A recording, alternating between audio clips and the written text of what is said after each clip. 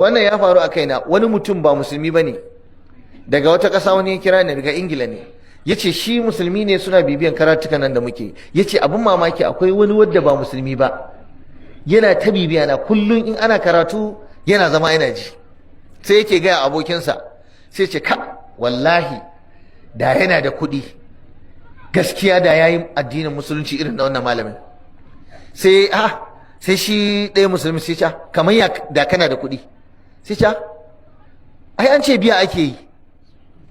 Ya ce kamar ya biya, ya ce yau ai shi ya san yan uwansa da yawa da suna so su musulunta amma ba su da kuɗi ne, saboda wasu sun ce musu in za su musulunta sai an kawo bujimi a wani wurin ko an kawo rago ƙosashe, sannan sai an hada da 100,000 kaza da kuma hidima da za a yi wa shi kansa malamin da zai bada kalmar shahada. Malam ka ji illar malam yan bid'a, malam masu ta'adi wa addini. Wannan ya faru a ƙasar nan barkatai fa, kuma yana faruwa wuri da yawa. Mutum ya zo zai musulunta a ce to me ka kawo?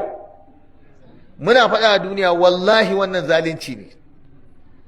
Wallahi duk wanda ya ce wanda zai musulunta a hannunsa sai ya bashi wani abu, ko ya yanka mai wani kuɗi, ko sai ya kawo mai wasu dabbobi, to wannan mutumin sahtun ya akulu, zalunci ne, kuɗin haram yake ci, kuma ka taimaka wa saddun an sabilillahi ne kake yi, kana toshe hanyar Allah, kana hana mutane su gane addinin Allah.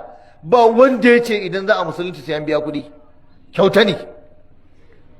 Kalmar shahada kyauta ce, ko taro mutum bai zai biya ba. Wannan ɗaya daga cikin wasu da suke da'awar malanta amma ba sa tsoron Allah, waɗanda suka mayar da wannan addinin hanyar neman kuɗi.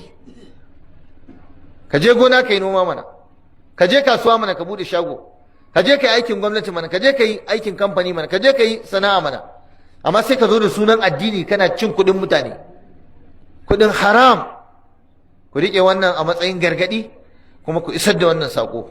Ba a biyan kuɗi in za a musulunta, kuma duk wanda aka karɓi kuɗinsa to an zalunce shi, amma dai ina fatan ya yafe.